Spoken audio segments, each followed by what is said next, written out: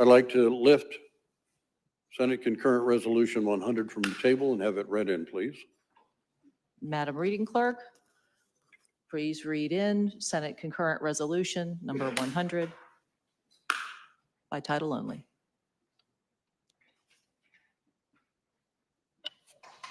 Senate Concurrent Resolution number 100, sponsored by Senator Lawson, Senator Buxton, Senator Richardson, and Representative Dukes.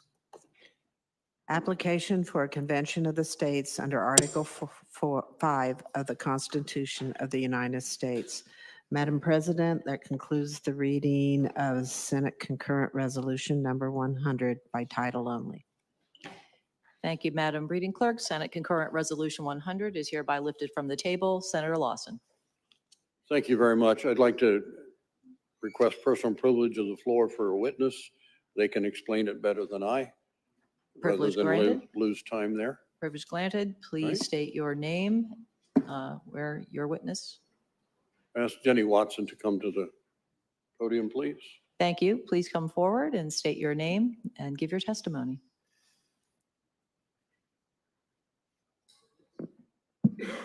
Good afternoon. My name is Jenny Watkins. I'm the State Director. It's my privilege to speak on behalf of the Delaware Convention of States team and our more than 12,000 supporting households in Delaware. As we've had the opportunity to meet with many of you over the last months and years, a common question seems to keep arising, and that is simply, what exactly do you want? It's a great question and one that's not that hard to answer. We are looking for dialogue and discourse. We believe you can actually look at the polling, or you can walk down Main Street and understand that most Americans, including most Delawareans, don't feel that their federal representatives are listening to their voices or responding. When the federal government becomes out of touch with the people, our founders expected us to use the intervention that they provided us in Article 5 of the U.S. Constitution, a convention of states. This will be a forum where delegates that are chosen and instructed by their state legislatures will gather and will be able to discuss and debate creative and mutually agreeable solutions to some of the most urgent concerns of the people. And in the case of this application that you see in front of you, the subject is limited to term limits on Congress and federal officials, measures that will impose fiscal responsibility, and limitations to the overreach of the federal government. In respect to that last plank, which sometimes sounds a little vague, we're really looking forward to hearing a national conversation about the value of returning certain powers back to the states, where the decisions can be made closest to the people affected by them, by their representatives, and that's you. Due to the many interstate conventions that have been held throughout our nation's history, the basic rules of the meeting are well documented and will actually allow Delaware a unique opportunity to have our vote count equally with every other state. And remember, this convention is only a proposing convention. Any potential amendments that are agreed upon by the convention must still be ratified by 3/4, that's 38 states, which is a very high bar. It not only gives final authority to the states, but it really means that any proposed amendment will necessarily be a remedy that the majority of Americans can agree on.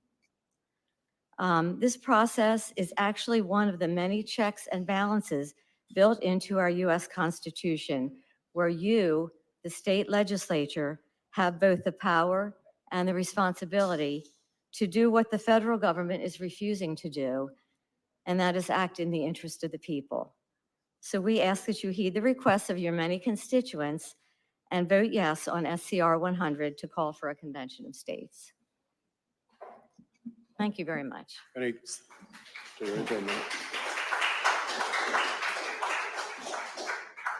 Senator Lawson. Any questions of the witness? I ask that the witness be excused. I ask to bring up a second witness if I may. This witness is excused. Thank you.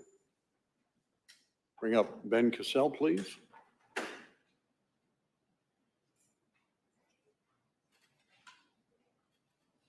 Thank you. Please state your name for the record and give your testimony. Senators, my name is Benjamin Cassell, and I live in Greenwood, Delaware. I'm here to represent the Convention of States and over 12,000 Delaware households supporting SCR 100 and hoping you will also. By law, Convention of States organization is nonpartisan. Since the 152nd session began, I have been sending you monthly information, letters, and cards with facts about an Article 5 Convention of States, from a historical point of view and to current data and polling data. What was sent to you was 100% factual. We know that we have some folks in opposition, but every issue they raise is baseless with unproven fear. The sole purpose of an Article 5 Convention of States is to recommend relevant amendments to our beloved Constitution. Our organization gets no opportunity to introduce amendments nor vote on them. Only those assigned by you, along with legislators from every state, can introduce and vote. You see, we trust you more than those in Washington because we are closer to you than we are to Congress. It is much easier and productive to talk to state legislators than members of Congress, and we know you will be much more receptive. Such a convention would provide you with an equal voice regarding issues in Congress. Our messages to you were based on the premise that you have nothing to fear and nothing to lose by supporting an Article 5 Convention of States. You have nothing to fear as the Constitution authors provided protections from unfavorable amendments. You have nothing to lose as the majority of Delawareans from every political group support such a convention. We know that. Furthermore, since the convention's purpose is only to recommend amendments, the rubber hits the road in the ratification process where it takes 38 states to make those amendments into law. That means that if there were recommendations that are against your principles, only 13 states are needed to stop them. Surely, seeking 13 states to stop a bad amendment wouldn't be a very difficult task. Even Governor Carney was happy to learn that an Article 5 Convention of State each state gets only one vote, regardless of the number of delegates sent. So that means that states we would be equal to states like California, Texas, and Florida. It means that Delawareans and our legislators would stand eye to eye and toe to toe with those in every other state. Knowing that you have nothing to fear and nothing to lose, but a lot to gain, we will be very grateful for your yes vote on SCR 100. Thank you for your service. Thank you for Any questions? Are there any questions from any senator for the witness? No, the witness is excused. Thank you. Senator Lawson. Any questions?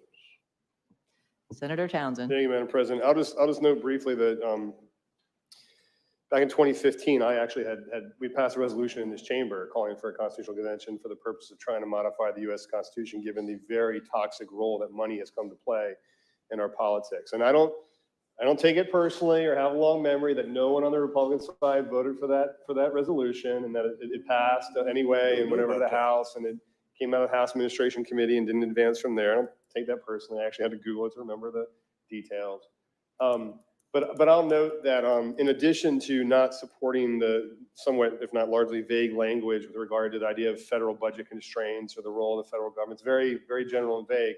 I'll note that a lot has changed in our system of government the past 9 years now since I had undertaken that effort. And at the time, I know there had been opposition to it on the idea of such things as runaway convention and all of that. So I fondly remember engaging Delawareans up and down the state on that topic. So I firmly believe that right now there are several aspects of our federal level that are causing our country not to operate the way that it frankly was intended to. And that's partly because we have not changed our system to adjust to many changes throughout our country the past couple of hundred years. But in this building, I can't remember what year it was. It wasn't 2015. It was sometime a couple of years after that. We went through and essentially rescinded all outstanding resolutions that had called for conventions that had happened over a few decades. And at the time, I might have voted yes for that. I can't remember. But I had mixed feelings about it because I felt that we actually, as a small state, are in a great position to make sure that we're using the tools of our federalist system to try and achieve a better future for our country. And we shouldn't just lay those tools down. We shouldn't act like we're not part of that kind of system. In fact, the minute we do that, we erode part of how this whole country is supposed to work. But on the other hand, I think there's a lot of reasons to think that conventions and the way things are right now, this is not at the time to assume that tool is going to work well, or people have enough faith in the system that it's going to go the way it was designed to go. So both because of those sort of procedural concerns, but also because I think of the substantive concerns in the resolution itself, the vagueness of what is being talked about here, and also, by the way, the important role of deficit spending at certain points in certain situations in our country, I will be voting no on the resolution, though having sponsored one of my own 9 years ago. And so the tables have turned, Senator Lawson. The tables have turned. Senator Lawson. I recall that, and I recall you and I working together to rescind the mismatch of all the attempts to do this before. We cleared the slate together to make this possible now because it was such a mess. I recall well. So. Senator Richardson. Thank you, Madam President. I want to talk to you a little bit about the need, what I feel is the need for the Convention of States. Yesterday, I recorded this information at 4:50 p.m. The national debt was $34,816,578 billion. The debt per taxpayer was $266,952. Last year on June 6th, the national debt was 31 trillion, etc. The debt per taxpayer is $248,041. This represents an increase in the national debt of 2.985 trillion in just over 1 year, and an increase to the cost per taxpayer of $18,911. Does anyone think this rate of increase is not a problem? Ask members of Congress this question. A few years ago, U.S. Senator Chris Coons of Delaware introduced legislation to repeal the national debt ceiling. A press release he issued at the time said in part, "The time has come for Congress to eliminate the debt ceiling. Debt limit showdowns have become far too routine, and now it's considered almost normal to threaten default. This must change." If this is the logic being allowed to advance, what hope is there for your future? The federal debt has increased under both Democrat and Republican presidents. Here are my reasons to support Convention of States. I believe the writers of our Constitution saw the time when the federal government would usurp the power of the states and the people. The national debt is not seen by Congress or the administration as being a threat to our way of life. It is. We have runaway spending and a lack of will on the behalf of leaders at the federal level to do anything meaningful about it. Want proof? Consider the fact that the debt ceiling has been raised 90 times in the past few decades. The feds are using the tax dollars we send to DC to control activities in the state through mandates, some funded, some not. Obey the mandate or lose funding. This is in violation of our 10th Amendment. The 10th Amendment states the powers not delegated to the United States by the Constitution or prohibited by it to the states are reserved to the states respectively or to the people. At the Convention of States, I attended Convention of States, as Senator Lawson, I think, attended a couple years ago at a simulation. I'm not thinking that if we pass this, that I would be invited to go to a regular Convention of States because we're in the minority party. But I think the dialogue between the red states and the blue states is something that's needed. Here's one of the amendment I proposed that never got heard because of just the time factor. The federal government cannot withhold funding from the states to force them into compliance with mandates that usurp the authority of the states under the 10th Amendment. The purpose of this amendment would be to remove the incentive of the federal government to use tax dollars to control the actions of the state. I see this as appropriate to the balanced budget amendment because it removes the incentive of the federal government to spend money as a control factor. Do we take a risk with Convention of States? Perhaps, but how much more unbearable and overpowering does our federal government become before we take action? Question, when did states start on a course that would allow the growth of the federal government and the diminishing of state rights? Answer is February 3rd, 1913, when Delaware became the 36th state, because there was only 48 states at the time, to ratify the 16th Amendment that gave Congress the power to collect taxes on incomes. At that time, the nominal proposed tax rate was around 1%. That rate has increased to more than 30% on average. As a result, the federal government has grown beyond what authority was granted in the U.S. Constitution and uses its resources to dictate policies to the states by rewarding states that comply with its demands and punishing states that do not comply by withholding funding. Increasing the national debt is not the solution. It's an admission by members of Congress that they are incapable of managing the federal government in a responsible manner. Congress members have shown us repeatedly that they do not have the will to correct the problem of spending more money than is supported by revenues. Let this sink in. Congress last year increased the debt ceiling by $4 trillion under the misnomer, the Fiscal Responsibility Act. Who do they think they're fooling with that title? Will they be bragging about this responsible action during their next reelection campaign? More than likely, they will be trumpeting the federal dollars they sent into their districts, dollars made available by increasing the debt ceiling. They will neglect to say that each taxpayer's share of the national debt is more than $250,000. I agree wholeheartedly with the Convention of States opponents that we already have an excellent Constitution. Sadly, we do not have enough members of Congress willing to put the interest of protecting and preserving our republic above their own self-interest.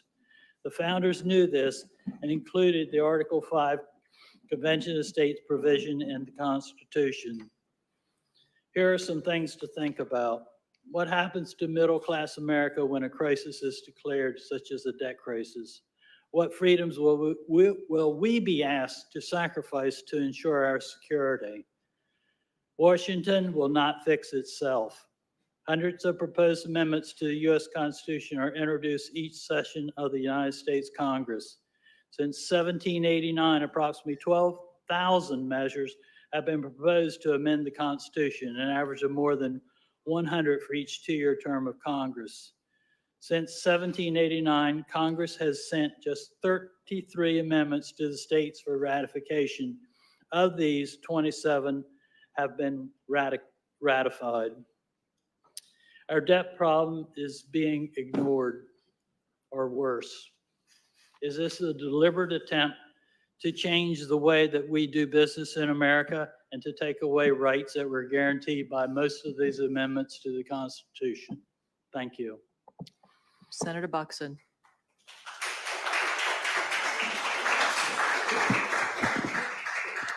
Senator Townsend. Madam President, sort of like maybe in a biblical way, that was the third time we've had applause. We don't tend to do that, as in we don't do that legislatively. I appreciate the acknowledgement on the other side with regard to that. Thank you. So it asks that people not engage in that. I also will note that resolutions, as we've talked about many times, are typically not ones that involve contentious issues and which would involve long prepared floor speeches. They come right to the floor for good reasons. And if we're going to continue it much longer than a short few more remarks, we'll have to take a look at whether or not resolutions go directly to committee. So we're trying to give people that space. But again, balance is important. Appreciate it. Thank you. Senator Buxton. Appreciate it. Couple of things. Resolutions are not contentious. I've been here for a year and a half, and I would beg to defer or disagree on that one. All right, let's go with thanks to the members of the COS for staying. Long agenda. Thanks to those who decided to pull a few things, right or wrong, because boy, that helped time-wise. As a new senator, I was approached about the Convention of the States and what my thoughts are with it. So I wasn't really sure. And then they said to me, limited power, fiscal constraint, and term limits. And I said, yeah, it's definitely something that I would buy into. I think it's great. I've learned since then that there's some concerns on the other side. They're not other side there, but just other side of the issue, right? And that's fair too. So then you got to decide, well, where am I on it? I remain in favor of it. Why? Because at the end of the day, I just simply believe in we the people. I believe in the people being able to come together to make a logical decision, to discuss various topics, and then to move forward. So that's why I remain in favor of the Convention of the States and this resolution. Thank you. Senator Lawson. Roll call. Mr. Secretary, kindly call the roll on Senate Concurrent Resolution 100. Senator Brown. Not voting. Senator Buxton. Yes. Yes. Senator Gay. Not voting. Senator Hansen. Not voting. Not voting. Senator Hawker. Yes. Senator Hoffner. Absent. Senator Huxtable. Not voting. Senator Lawson. Yes. Yes. Senator Lockman. Not voting. Senator Mansavinos. Not voting. Senator McBride. Absent. Senator Pardee. No. Senator Pettyjohn. Yes. Senator Pinckney. Not voting. Senator Poore. Absent. Senator Richardson. They bailed. Yes. Senator Sokola. No. No. Senator Sturgeon. No. Senator Townsend. No. Senator Walsh. No. Senator Wilson. Yes. Yes. Madam President, the roll call on Senate Concurrent Resolution number 100, 6 yes, 5 no, 7 not voting, and 3 absent. Having not received the required and sufficient number of votes, Senate Concurrent Resolution 100 is defeated in the Senate. Senator Townsend. Thank you, Madam President. We've reached the end of the agenda. Want to yield to announcements and start off my own with regard to next Tuesday morning. And remember, we do not have session next Wednesday. It's a holiday, Juneteenth. So there'll be committees on Tuesday. There'll be the Senate Labor Committee convening upstairs in the Senate hearing room at 10:15, which will likely be a short agenda, but 10:15 upstairs, Senate hearing room, Senate Labor Committee. Senator Lockman. Thank you, Madam President. Senate Housing and Land Use will be meeting on Tuesday at 1 p.m. here in the Senate chamber. Senator Sturgeon. Thank you, Madam President. Senate Education Committee will be meeting Tuesday in this chamber at 11 a.m. Thank you. Senator Huxtable. Thank you, Madam President. The Senate Agricultural Committee will be meeting